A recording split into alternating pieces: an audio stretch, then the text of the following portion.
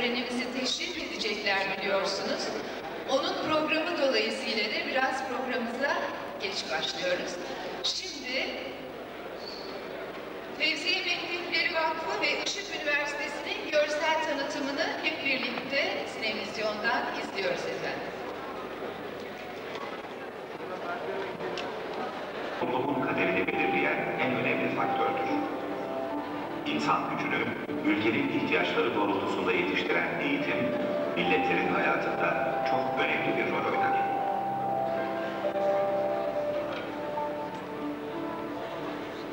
Sorunu yaşayan ve çözmek isteyen bu insanlar, 1885 yılında Selanik'te Feyzi Sübyan okuluyla Türk çocuklarının yetişmesi için ışık geleneğini başlattılar.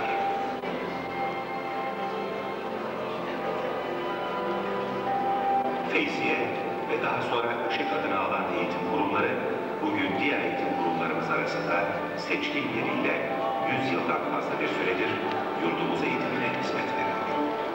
Birer salonumuzu teşrif edecekler. 5 dakika sonra kendileriyle burada bir...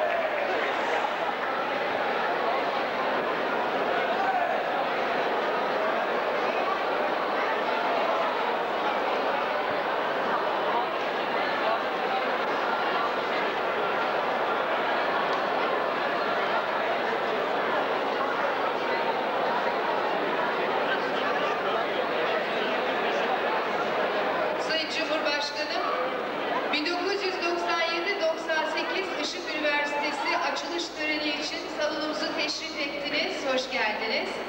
Değerli konuklar, şimdi Ulu Önderimiz Mustafa Kemal Atatürk ve şehitlerimiz için saygı duruşu, mütakiben İstiklal Marşı için davet ediyorum hepinizi.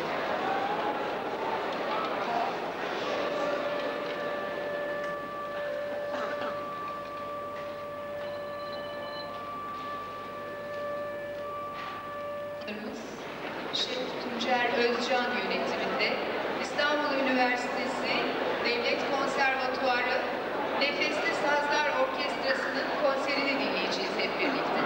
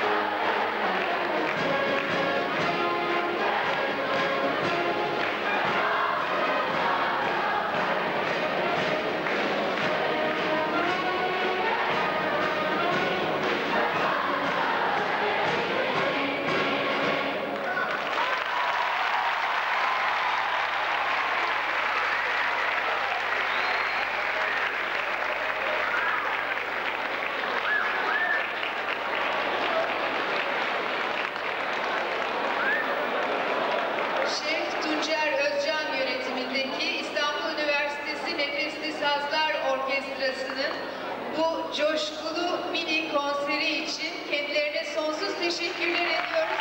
Alkışlarla uğurluyoruz.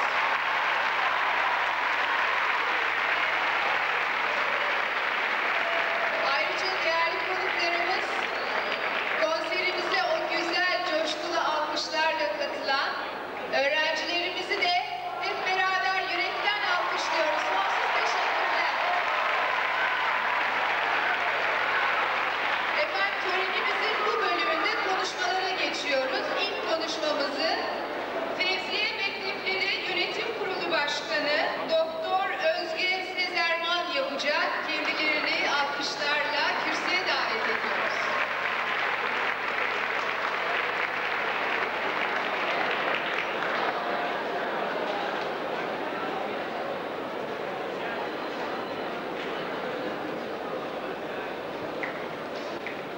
Sayın Cumhurbaşkanım, saygıdeğer konuklar, sevgili öğrenciler, Işık Üniversitemizin ilk açılışını geçen yıl bizzat Sayın Cumhurbaşkanımız yapmıştı. Bu sene de zat-ı âlilerini tekrar aramızda görmekten büyük mutluluk duyuyoruz.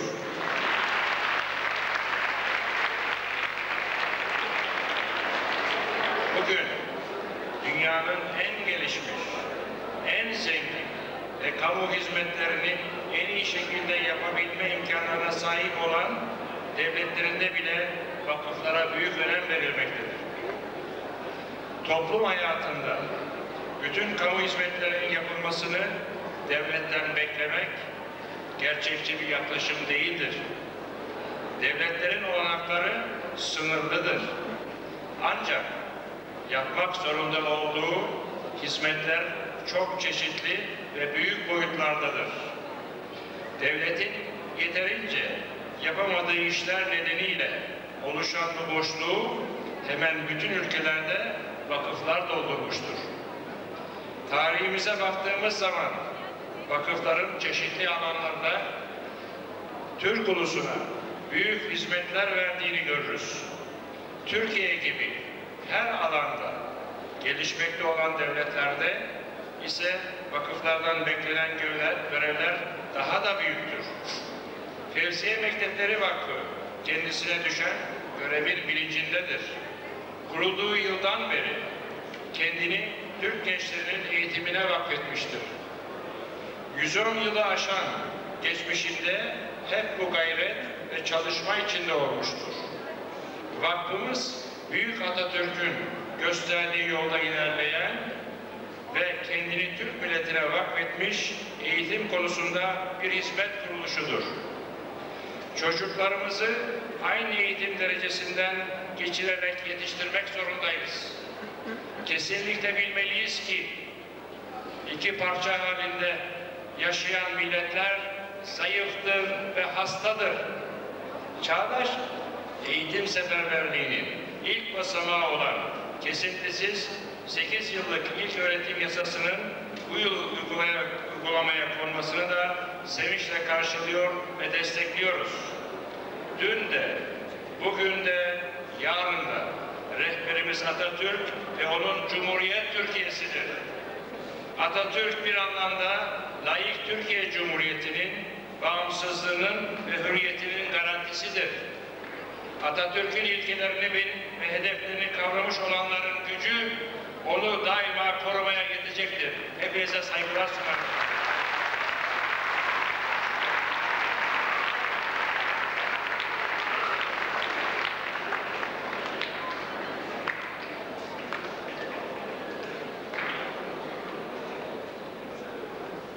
Efendim, şimdi de Işık Üniversitesi Mütevelli Heyeti Başkanı Profesör Doktor Cumhur Ferman konuşmasını yapacak. Kendilerini kürsüye davet ediyoruz alkışlarla.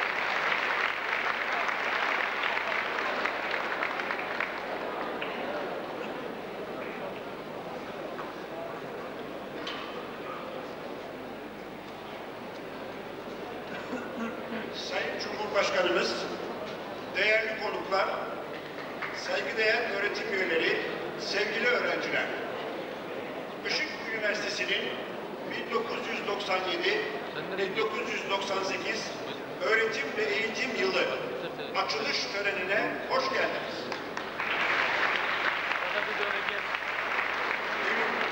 Üniversitemiz adına sizlere içten sevgi, saygı ve teşekkürlerimi sunuyorum. 7 Haziran 1996 tarihinde tüzel kişiliğine kavuşan üniversitemizin mütevelli heyeti ilk toplantısını 15 Ağustos 1996'da yaparak üniversite çalışmalarını fiilen başlatmıştır.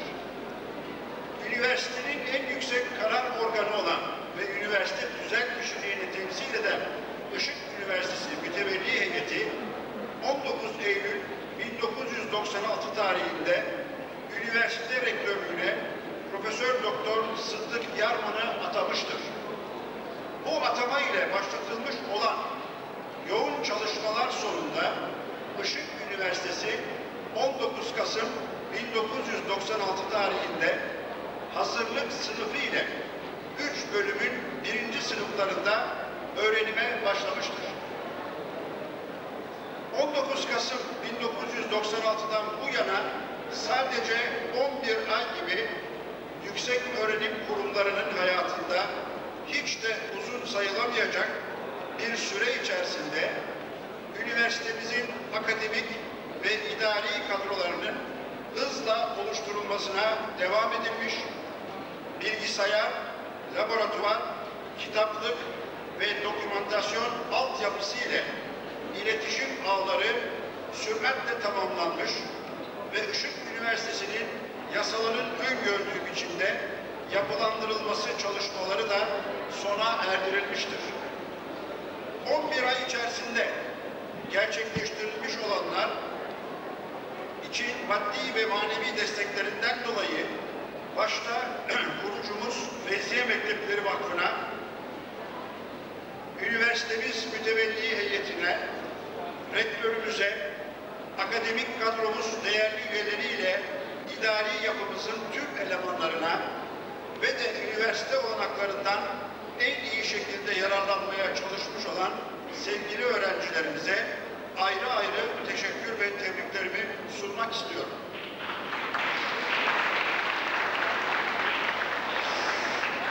Sağlıklı bir gelişim ekseninde ve büyük bir hızla elde edildiğini vurguladığım bu başarılı sonuçların sağlanmasında başta Sayın Cumhurbaşkanımız olmak üzere bütün devlet, kurum ve kuruluşları ile kurullarından büyük destek, anlayış ve yardım gördük.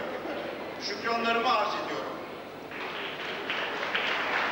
Ayrıca vermiş oldukları akademik destek dolayısıyla İstanbul'daki üniversitelerimizin değerli rektörleriyle Amerika Birleşik Devletleri'nde Virginia Tech ve Cornell Üniversitelerine, Londra'da South Bank Üniversitesi'ne üniversitemiz adına teşekkürlerimi sunmak istiyorum. Bu arada Feyziye Mektepleri Vakfı Yönetim Kurulu eski başkanı hocamız merhum Profesör Doktor Hikmet Binark'ın aziz hatırasını saygıyla anmak istiyorum.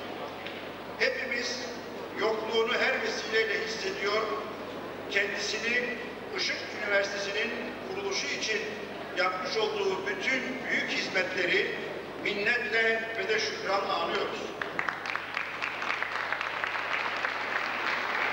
Sayın Cumhurbaşkanımız, saygıdeğer konuklar, değerli öğretim üyeleri, sevgili öğrenciler, Işık Üniversitesi olarak 21.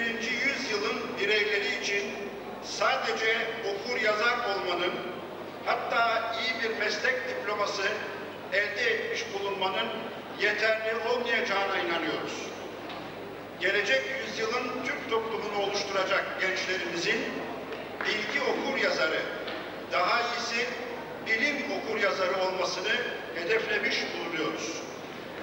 Bu nedenle de üniversitemiz bilgiye hızla ulaşma, ulaşılan bilgileri kullanılabilir hale dönüştürme, yeni bilgiler üretme, bilim ve yüksek teknoloji ürünü araç, gereç ve yöntemleri beceriyle kullanabilme, en az bir yabancı dile yeterince sahip olabilme, takım halinde çalışabilme, evrensel düzeyde rekabet edebilme gibi yeteneklerin öğrenimle geliştirilmesi amacına yönelik bir eğitim ve öğretim sistemini uygulamakta kararlıdır. Bütün bu güzel hedeflere ulaşmada en büyük destek ve kuvveti Atatürk ilke ve inkılaplarına olan sarsılmaz inanç ve bağlılığımızdan alıyoruz. 1997-1998 eğitim ve öğretim yılının Işık Üniversitesi, yurdumuz ve bütün insanlık için başarı ve mutluluklar ile dolu olmasını diliyor, saygılar sunuyorum.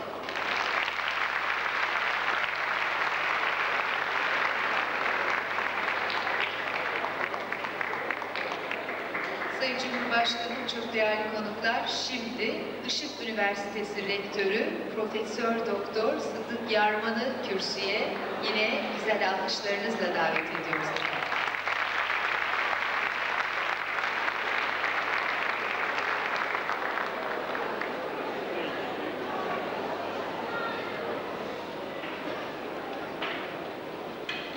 Sayın Cumhurbaşkanım, değerli bakanım, Başkanım, Sayın Valim, saygıdeğer üniversite rektörleri, sevgili hocalar, sevgili konuklar, değerli ışıklılar, biricik öğrencileri. Tevziye Mektepleri Vakfı'nın 112 yıllık görkemli eğitim mirası üzerine kurulmuş olan Işık Üniversitesi'nin 2. eğitim öğretim açılış yılına hoş geldiniz.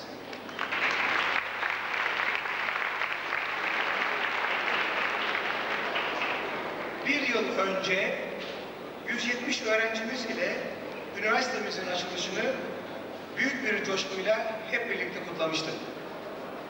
Bu yıl yaklaşık 500 öğrenciyle 2. yılımıza başlıyoruz. Bir yıl içerisinde üniversitemizin idari ve akademik kadroları mevcut ihtiyaçlara cevap verecek şekilde tamamlanmıştır. İngilizce bölümümüzde Amerika Birleşik Devletleri, İngiltere ve Avustralya'dan gelen yabancı okutmanlar istihdam edilmiştir. Elektronik ve bilgisayar mühendisliği bölümlerinde uluslararası değerde tam kadrolu öğretim üyelerimiz göreve başlamıştır. İşletme bölümümüz kadroları büyük ölçüde tamamlanmış, 1998 yılı itibariyle Amerika Birleşik Devletleri ve Kanada'da yaşayan değerli Türk hocalarımız göreve başlayacaklardır. Başka bir deyişle Işık Üniversitesi tersine beyin gücünü başlatmaktadır. Daha şimdiden yurt içi ve yurt dışı özgün araştırma bazlı birçok yayınımız çıkmıştır.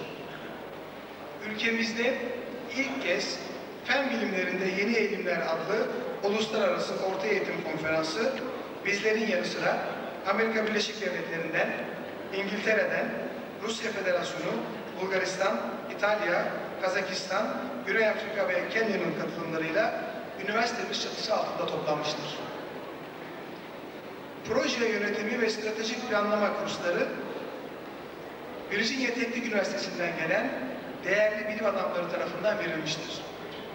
Bu yoğun akademik ve teknik etkinliklerin yanı sıra sosyal, kültürel ve sportif faaliyetlerimiz de gerçekleştirilmiştir.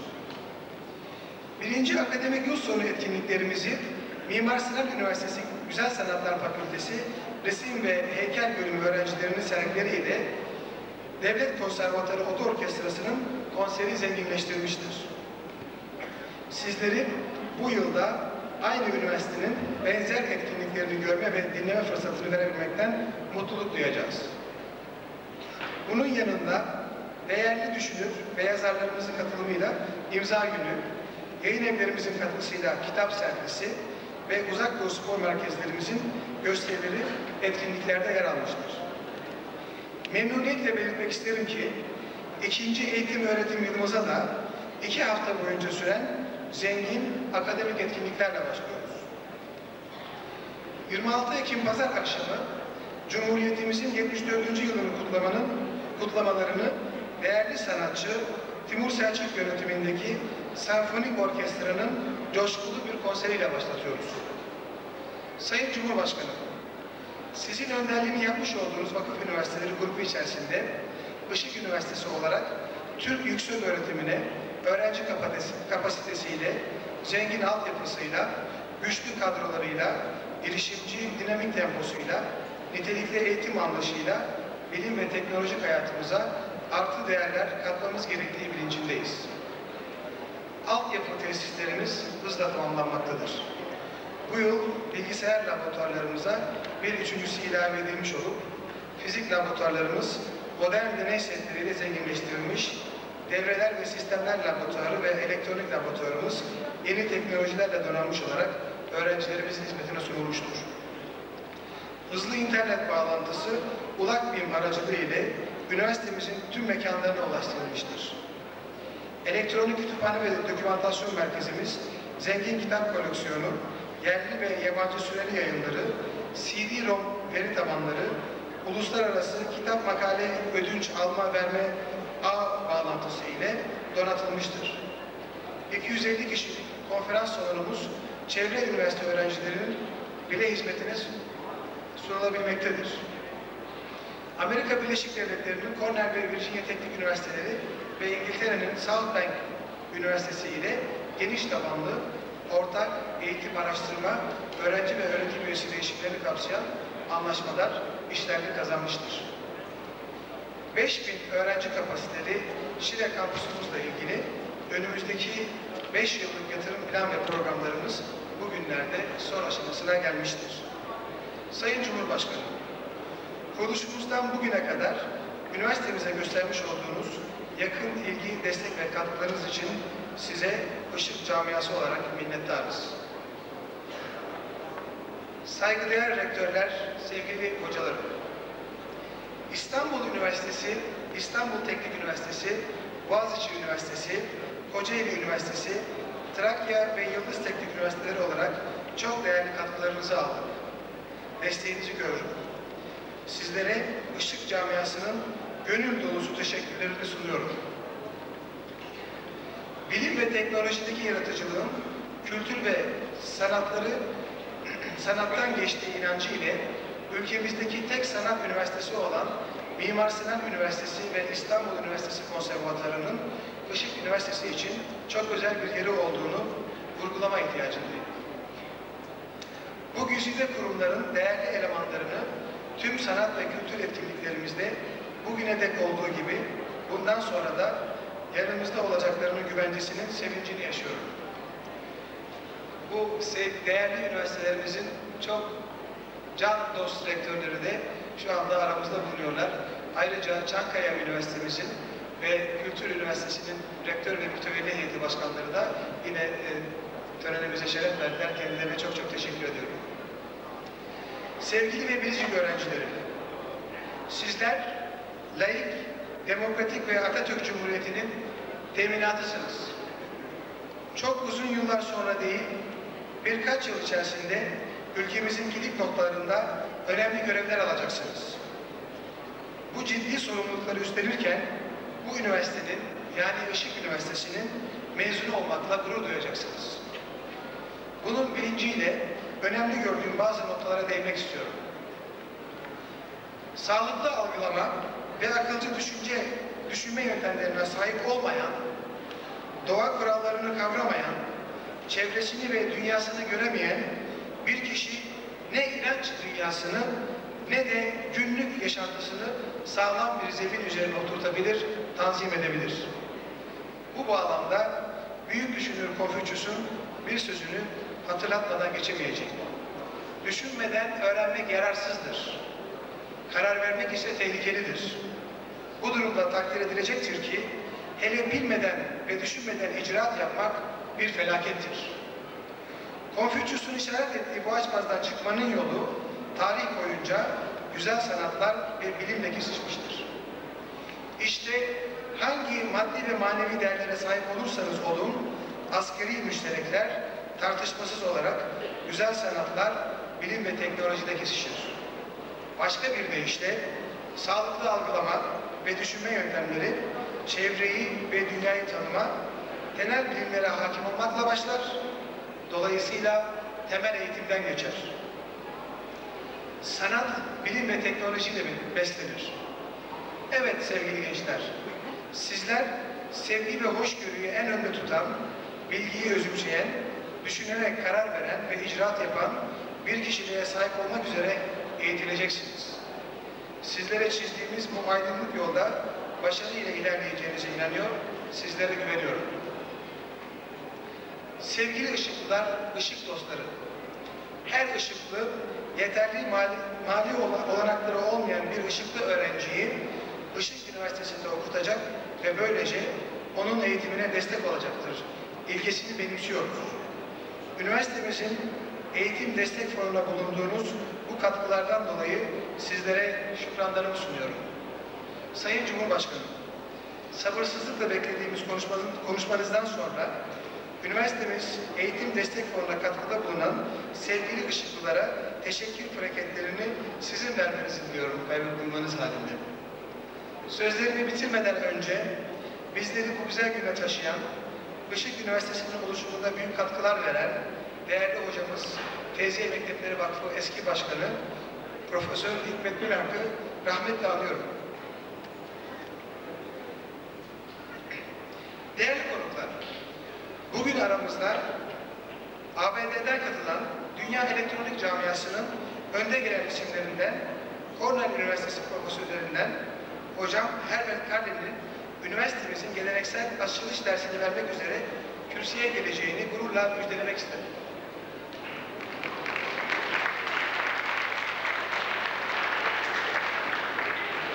Hepinizi önümüzdeki 2 hafta boyunca sürecek akademik etkinliklerimiz bekliyor. 26 Ekim akşamı gerçekleştirecek olan Coşkulu Cumhuriyet Konseri'ne davet ediyorum. Yeni eğitim yılımızda Türkiye'mize, tüm üniversitelerimize, sevgili gençlerimize gönülden başarılar diliyorum. Hepinize sevgi ve derin saygılar sunuyorum.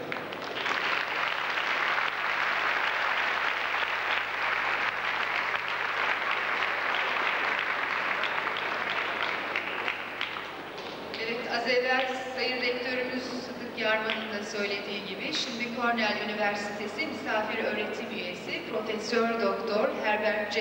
Carlin'i kürsüye davet ediyoruz.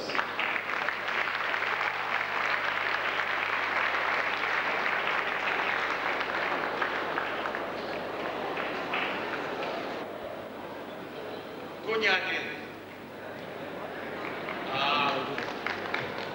Burada olmaktan çok mutluyum.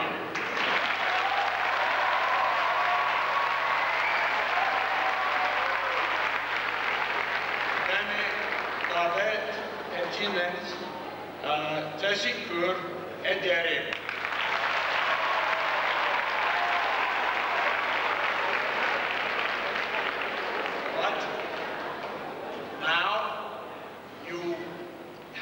Studies in English, so I will speak in English.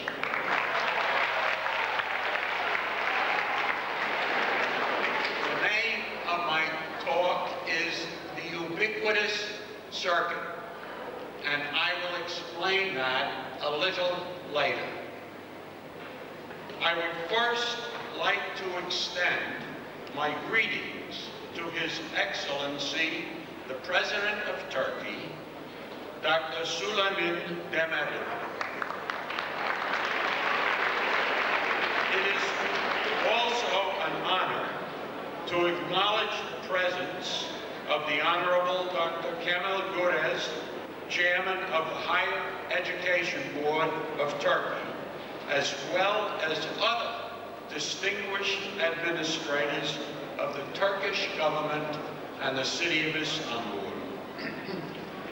I am grateful to Dr. Sıdık Yarman, President of Işık University, and to Dr. Kumhur Ferman, Chairman of the Board, for their generous hospitality. May I also say hello to the visiting presidents of other universities, and to all the faculty members, parents, students, and guests who are attending this auspicious inaugural of the 1997-1998 academic year at Işık University. Finally, I would like to express my special thanks to all the staff members of Işık for the effort they have expended to make this a memorable event. The first few years in the life of a new university, especially one of the stature of the present institution, is not an ordinary matter. And our assembly here is a recognition of that fact. And incidentally, what a great band you have, and what a great student body.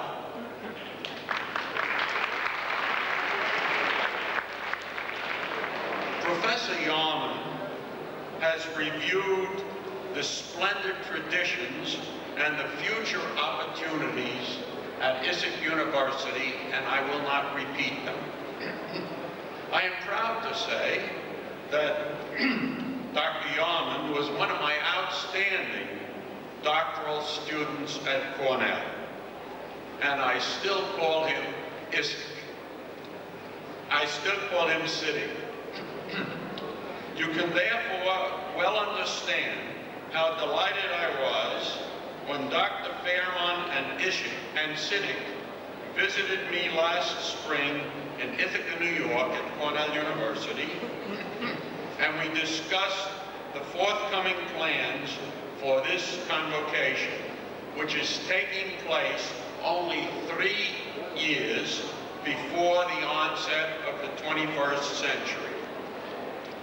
By an accident of the calendar and the magic of 3 zeros in a row, the coming millennium has assumed an almost mythic role as a symbol of the gateway to a new era for mankind. And as the president of my own university has so often emphasized, nothing is more important for that new era than a commitment to the expansion of high-quality education for all citizens. In what follows, I would like to briefly discuss one of the concerns that we educators must face at a technical university in the coming millennium. How can our academic programs deal with the proliferation of technological change?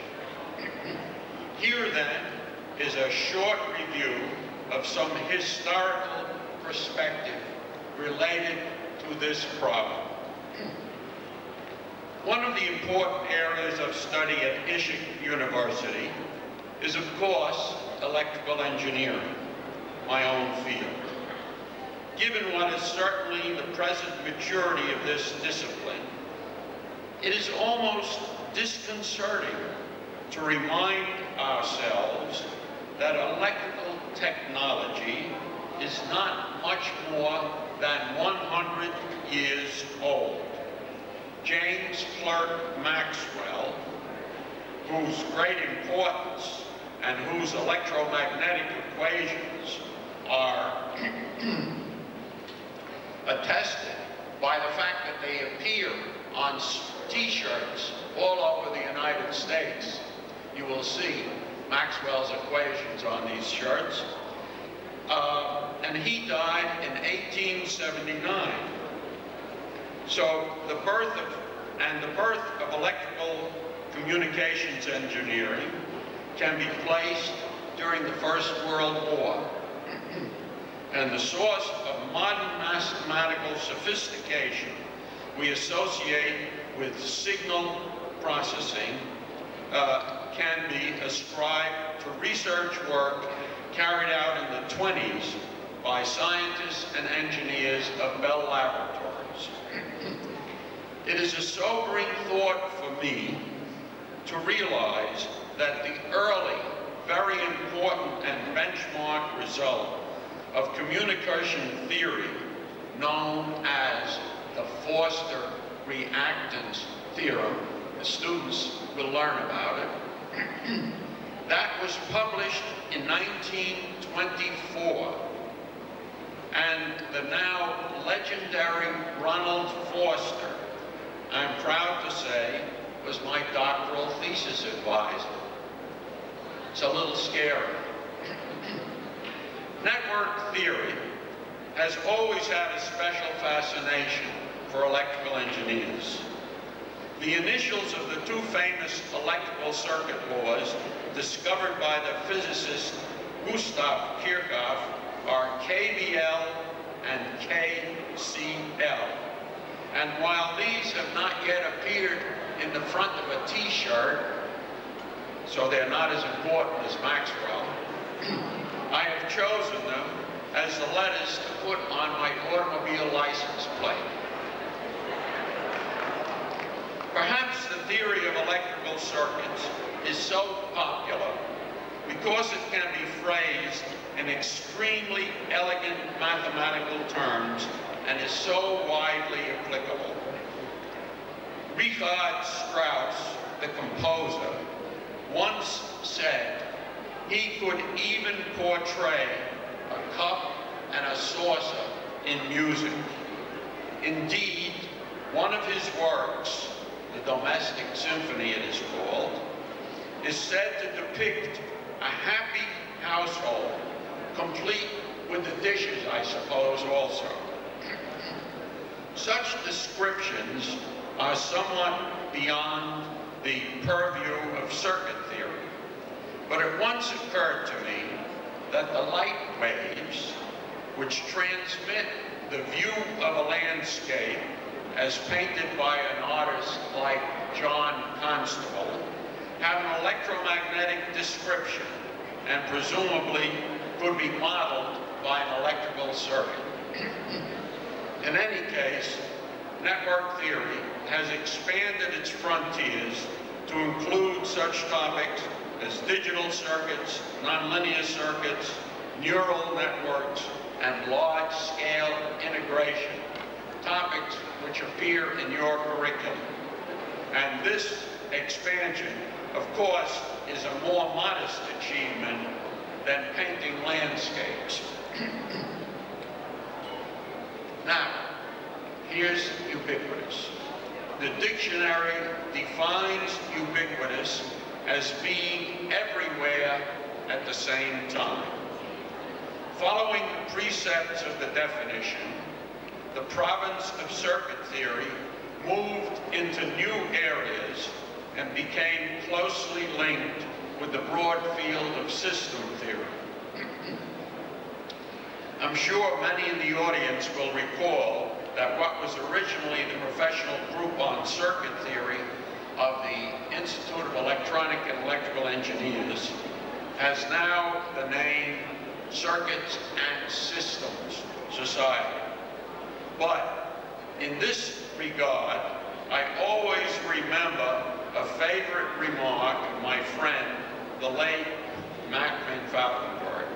And he said that system theory was simply circuit theory, but without examples. The whole scope of the circuit concept was brought sharply into focus for me when a few days ago, I and Professor Pierre Civalleri sent to the publisher the final copy, ready for publication, of our new book entitled Wideband Circuit Design. The discussions we struggled with in the text, ranging from the mathematics of graphs to the properties of transmission lines, underscored the many ways in which electric networks figure in communication science. In reflecting on the many topics that we covered, the all-pervasive role played by a few by a relatively few fundamental concepts, was highlighted with new emphasis. Almost from its moment of birth, the electrical communication industry, which has the objective of transmitting a large number of different signals, has employed the electric wave filter as a basic component for its systems. The filter's function is to separate one band of frequencies from another so as to maintain the integrity of individual signals. For example, the filter must prevent two electrical conversations from getting mixed up together.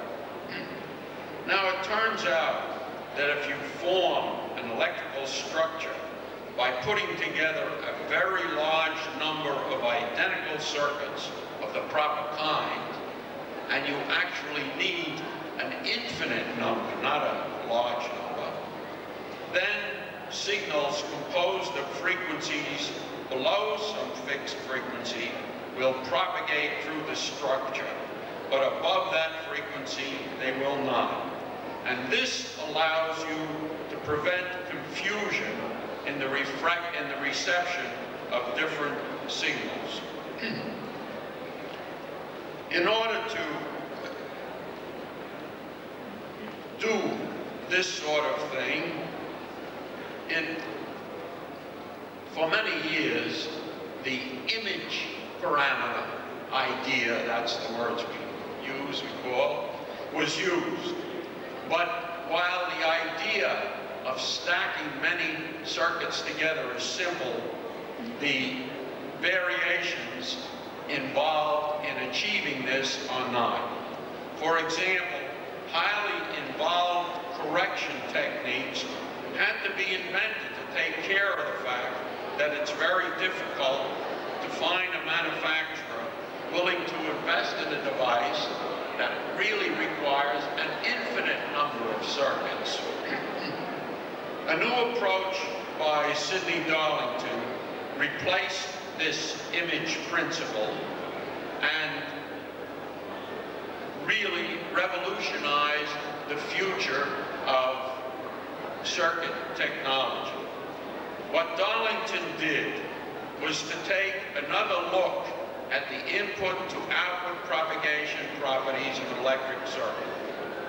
Forget the image parameter emulation of an infinite string of circuits, and instead concentrate on the fundamental physical properties defining the energy transmission of a final network. Darlington's remarkable achievement was to exploit the fundamental concept of physical realizability to arrive at a highly innovative and practical approach to signal processing by filters, and the results had an extremely important impact on subsequent communication technology. Another example of fundamental applications. Radar systems were a decisive development during the Second World War. These systems demanded an extension of the frequency domain into the microwave region. Now, as many of the students know, wavelength at microwaves is something like 3 to 10 centimeters, and conventional elements such as inductance coils are so large compared to these wavelengths that electromagnetically they actually do not exist at all. What can you do then to handle this problem?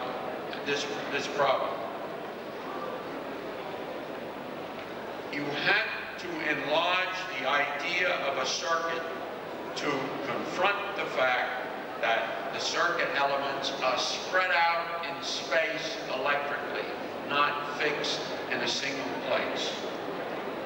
A resort to the fundamental properties of electromagnetic fields was able to handle this problem and this was due to an entirely new set of circuit ideas formulated by physicists in the MIT radiation laboratories and elsewhere, including Nobel Prize laureates Hans Bethe and E.M. Purcell.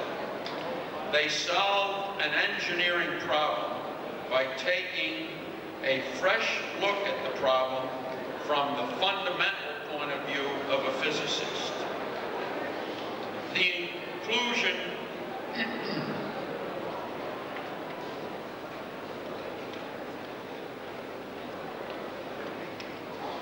as my final example, I would like to choose something with which I have been directly involved.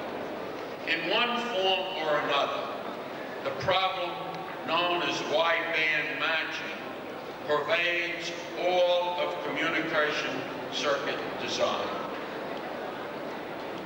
When a device is matched to a source of electrical signals at a specific frequency, it absorbs the maximum amount of signal energy available from the source at that frequency. If the device is mismatched, all the energy is rejected. Thus, a filter can be thought of as a component which is matched at frequencies in the pass band of the signal and mismatched in the stop band. But the idea of broadband matching is much more general than this. A communication system contains a variety of different devices, and these devices function by virtue of their ability to absorb signal energy and process it. But many of these devices are intrinsically mismatched. For example, a transistor amplifier may not even amplify because its inherent mismatch results in signal rejection. The task of broadband matching is to design corrective circuits known as matching equalizers in order to compensate for this device mismatch, permit the absorption of signal energy, and so assure the operation of the devices and of this communication system, in fact. The designation gain bandwidth theory is also the same as broadband matching. A beautifully elegant delineation of gain bandwidth theory, how do you match these mismatched devices and what are the limits, was first developed by Bob Fano and later modified by Dan Mueller. The theory answered the question, given a device and its frequency band of operation, what's the best broadband match you can achieve? Furthermore, it provided a means for designing an equalizer to achieve the matching function. The resultant body of results is known as classic analytic gain bandwidth theory. Some years ago, a group of my students, with Siddiq Yarman prominent among them, and I, decided to re-examine analytic gain bandwidth theory with a view toward simplifying the implementation of the theory, since for complicated devices it was difficult, indeed often impossible, to perform the calculations needed for practical results. In the course of our research, we noticed that almost without being aware of it, a basic assumption concerning the gain function of filter theory had been carried over into analytic matching theory, and in the latter context, the assumption was incorrect. What to do?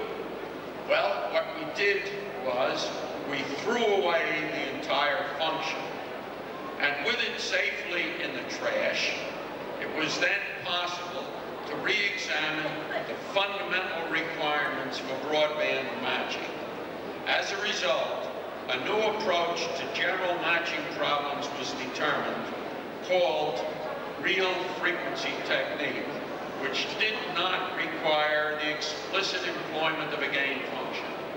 The technique is finally carried out, resulted in equalizers with performance superior to those of analytic theory, and permitted the solution of problems for complicated devices that could not be handled by classic methods.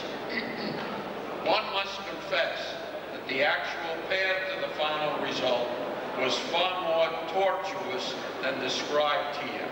But once again, a basic assumption taken for granted at the very start of the analysis had to be questioned and discarded, as has so often happened in the past improvement in technological theory. What lesson do I think can be learned from the kind of overview presented in this discussion? It seems to me that institutions of higher learning like Ishık, devoted to superior technical education and so essential for long-range progress in this country, are always at risk of being inundated by the overwhelming quantity of new industrial developments. Perhaps I have belabored the point somewhat, but as we enter the 21st century, I think that faced with the proliferation of technological innovation, it is of crucial importance that engineering and science editors reflect in their curricula a renewed and heightened awareness of the importance of fundamental concepts. I would like to conclude by congratulating Işık University on the substantial accomplishments it has already received and to extend the most fervent good wishes for what truly is to be a very bright future. And I would also like to thank President of Turkey, His Excellency Mr. Süleyman Demirel, for so patiently listening to my talk. Teşekkür ederim.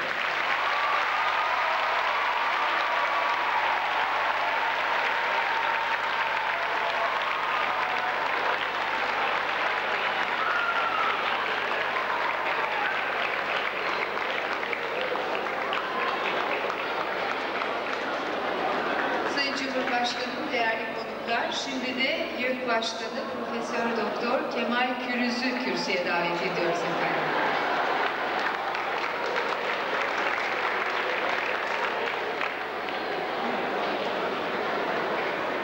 Sayın Cumhurbaşkanım,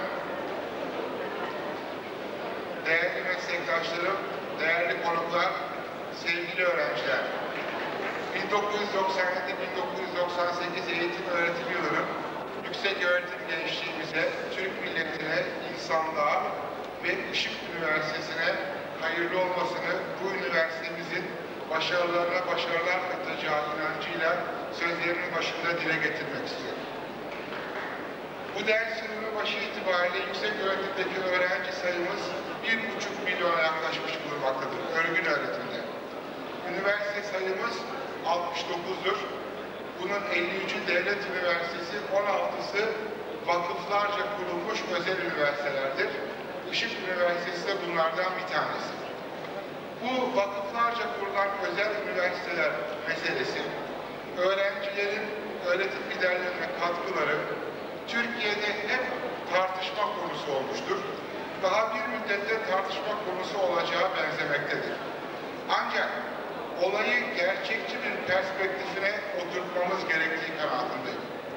Üniversitelerin geçmişine baktığınızda, üniversite olayının, yüksek öğretim olayının aslında bir özel kurum ve öğrencilerin para ödeyerek öğrenim gördükleri özel bir kurum olarak başladığını görüyorsunuz. Milattan önce 124 yılında Çin'de Han Hanedanı sırasında kurulan akademinin sayısı, öğrenci sayısı 30.000'di ve buradaki başlıca görevlerden bir tanesi bu akademinin bu öğrencileri devlet memurluğu giriş sınavına hazırlamaktır. Modern üniversitenin ilk örneği kabul edilen Polonya Üniversitesi 1088'de kurulan, öğrencilerin, öğretim üyelerinin maaşlarını ödediği bir üniversiteydi. Ve o zamanki rektör de öğrenciler arasından seçilmekteydi.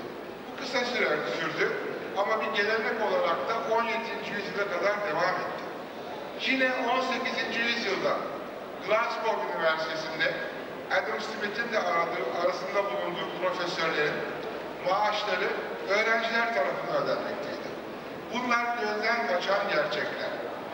Bu özel üniversite meselesi en çok bilindiği gibi Amerika Birleşik Devletleri'nde ileri gitti. Bir örnek vermek istiyorum bunların başarılarına. Bildiğiniz Massachusetts Institute of Technology, MIT'nin mezunlarının bugüne kadar kurduğu şirket sayısı 4000. Bunların arasında Gillette ve Campbell's çorba şirketi gibi şirketler de var. Bu şirketlerde halen 1 milyonun üzerinde kişi istihdam ediliyor. Bunların yıllık geliri 230 milyar Amerikan doları. Eğer bu şirketler bir araya gelip bir anlamda bir ülke meydana getirebilseydi, dünyanın en zengin 24. ülkesi olacaktı. Dolayısıyla Amerika'da başlayan bu özel üniversiteler bütün dünyaya yayılmıştır. Bu bir gerçektir. Bunun yadsınması mümkün değildir. Her üniversite bir MIT mi olacaktır? Hayır, buna gerek yoktur. Bugünkü bilim ve teknolojinin, ekonominin karmaşıklaştığı ortam içerisinde her üniversitede her şeyin yapılması mümkün değildir.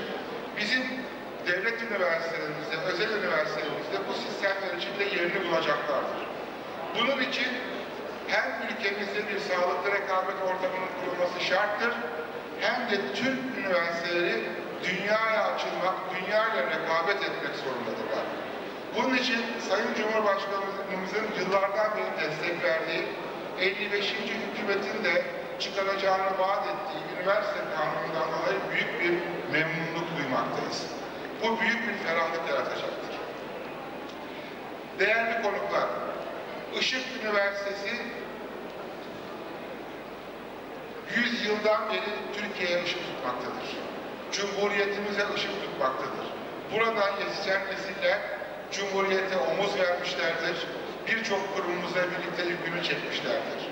Tüm üniversitelerimiz gibi Işık Üniversitesi de Cumhuriyetimizin eseri olarak Atatürk ilkelerinin yılmaz bekçisi, yılmaz savunucusu olmaya devam edecektir.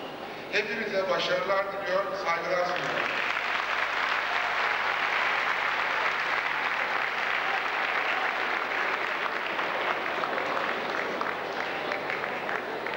Efendim sırada beklenen konuşma var. Sayın Cumhurbaşkanım arz ediyorum.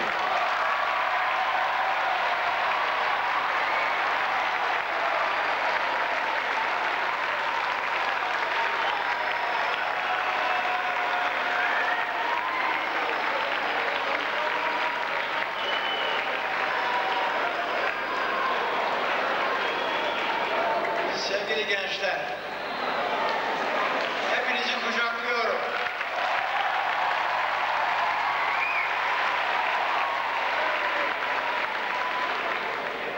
Değerli misafirler, Işık Üniversitemizin değerli rektörü, değerli yönetim kurulları, değerli bilim adamları, hepinizi sevgiyle selamlıyorum.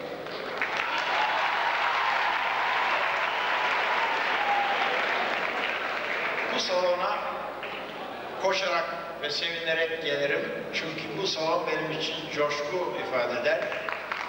Burada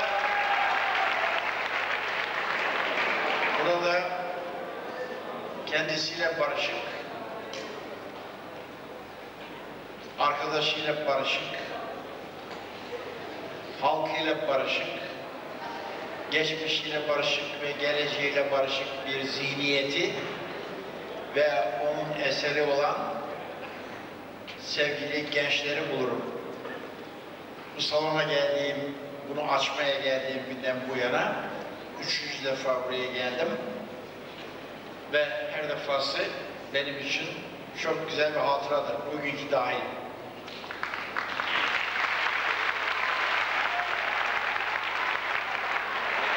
Bu salonu açmaya geldiğim zaman bu sıralarda oturan gençler benden üniversite istediler. Sonra geldim, bu sıralardaki gençlere işte üniversiteniz demek imkanım oldu.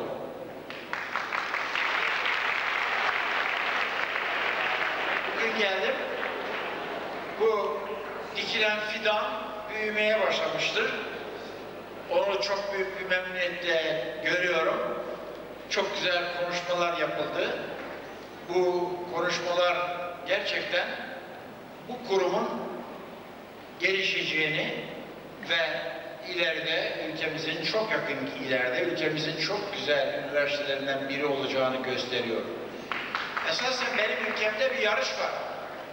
Bu yarış iyi başlamıştır. 69 tane üniversitemiz olacaktır. Bu üniversitelerimizin bir kısmı yerleşmiş üniversitelerdir, büyük üniversitelerdir. Bir kısmı yine devletin kurduğu üniversitelerdir. Bir kısmı vakıf üniversiteleridir ki vakıf üniversiteleri kavramı yeni bir kavramdır. 69 üniversitemizin 16'sı vakıf üniversitesi olarak kurulmaktadır.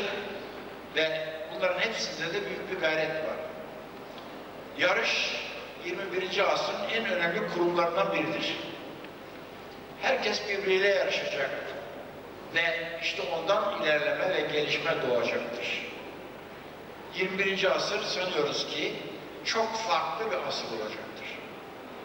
Bu asrın insanlarını yetiştirmek bugün dünyanın her tarafında üniversitelerin, yüksek okulların görevidir. Benim ülkemde yine hedef odur. 21. asrın insanını yetiştirmek. Bunun için çok enteresan, çok ilginç düşünceler vardır. 21. asrın insanını yetiştirirken tabii ki benim sorunum başkalarınınkinden daha farklı. Bizim çıkmamız, açıklıkla tekrarlayalım, her gün tekrarlayacağız, daha çok gencimizin okuyabilmesidir. Daha çok gencimizin bilimin, teknolojinin, kültürün, bu hazinelerden daha çok yararlanmasıdır. 100 çocuğumuzun, ilkokula giren 100 çocuğumuzun ancak 9'u bugün üniversite ve yüksek öğretim görebiliyor. Ve Türkiye'nin her tarafını dolaşıp gittiğim her yerde, bulduğum her platformda 100 çocuğundan 9'u üniversite okuyabilen bir Türkiye benim için ızdıraptır. 100 çocuğundan 30'u üniversite okuyabilir hale geldiği zaman sevinç olur. Onun için bu güzel ülkeyi çocuklarını daha çok okutabilir hale getirmemiz lazımdır. Bu bakımdan girişilmiş bulunan vakıf üniversiteleri gayretlerini takdirle karşılıyorum. Ve devlet eline gelen yapıyor. Devlet ülkenin çeşitli köşelerinde çok güzel üniversiteler kurmaya devam ediyor. 2 gün evvel Samsun'da 19 Mayıs Üniversitesi'ndeydim. Gerçekten övülecek bir üniversitemiz kurulmuştur. 20 sene evvel temeli tarafından atılmıştı ve bugün övülecek hale gelmiştir. Her şeyi 30 bin öğrencisiyle, aşağı yukarı 1000'e yakın öğretim görevlisiyle ve yüzlerce binasıyla, her şeyiyle. İşte ülkenin her köşesine üniversiteleri yaymak suretiyle de sadece bilimi, teknolojiyi değil, aynı zamanda kültürü, güzel sanatları, sporu da Türkiye'nin her tarafına yaymaya çalışıyoruz. Işık Üniversitemizin 2. yılındayız. Ama fidan tutmuştur. Fevkalade sağlıklıdır. Gelecek vaat ediyor. Burada yapılan konuşmaların hepsi işte o manaya geliyor. Onun içindir ki Fevziye Mektepleri Vakfı'nı tebrik ediyorum. Böyle bir üniversiteye güç verdikleri için. Değerli hocam merhum Hikmet bin Arkı'da huzurunuzda rahmetle anıyorum. Bana çok geldi gitti ve netice itibariyle bu üniversite meydana gelebildi. Şimdi bundan sonraki kısmında Fevziye Mektepleri Vakfı'na ve ışıklılara, bütün ışıklılara ve ışık sevenlere, aydınlık sevenlere, bilimi ve teknoloji sevenlere düşen görev, benim vatandaşlarıma söylüyorum, bu üniversiteyi ayakta tutmak ve daha ileri gitmesine yardımcı olmaktır. Ben bunlardan biriyim. Yani ben kendime yeni dostlar arıyorum ki hep beraber ışık dostları olalım, hep beraber bu üniversitenin dostu olalım ve bu üniversite ileriye doğru gitsin.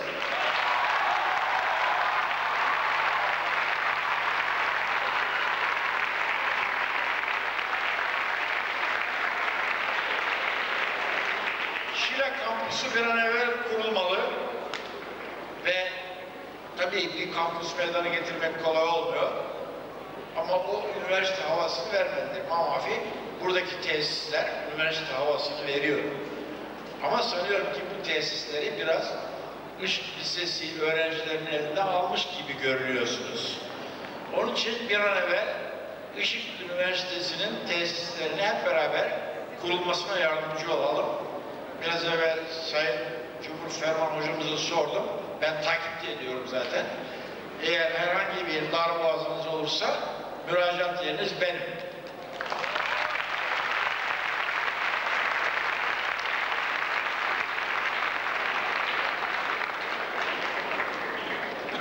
Gelişme yarışması Türkiye'nin gündeminin birinci maddesidir. İfade ettim ki herkes birbiriyle yarışacak. Herkes çağla yarışacak. Buradaki bu üniversite, Işık Üniversitesi, işte değerli profesör, Kornel profesör burada ders verdi. O üniversitelerle aynı seviyede olacak. Işık Üniversitesi'nin öğrencileri dünyanın her tarafında nereye giderlerse gitsinler yabancılık çekmeyecekler. Gurbete gelmiş gibi hissetmeyecekler. Beceriye sahip olacaklar ve başka ülkelerin üniversite bitirmiş gençleriyle yarışacaklar. Kendi hayatlarını yapabilecekler, kendi yollarını açabilecekler. O zaman işte globalizm denen olaya uyarız ve dünyayla beraber soluk alırız. 5 sene sonraki Işık Üniversitesi'ni düşünüyorum. Bugünkünden çok daha fazla gelişmiş olacaktır. 10 sene sonraki Işık Üniversitesi'ni düşünüyorum. İşte o zaman Işık Üniversitesi bütün varlığıyla ortaya çıkmış olacaktır. Ama bu 10 senenin merdiven çıkar gibi çok iyi kullanması lazım. Hep beraber bu merdiveni çıkalım. Ve sizinle sözleşelim ki 10 sene sonra Işık Üniversitesi'nin açılmasında buluşalım. Hepinizi sevgiyle selamlıyorum.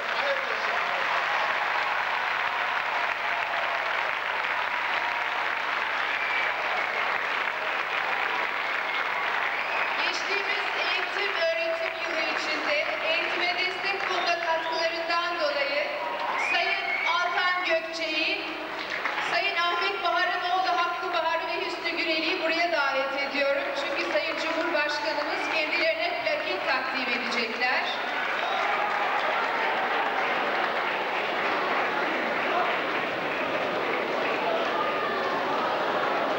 Sayın Altan Gökçek, bu tarafa alalım efendim. Eğitime destek konulu katkılarından dolayı Sayın Altan Gökçek'e Cumhurbaşkanımız plaketini takdim etti.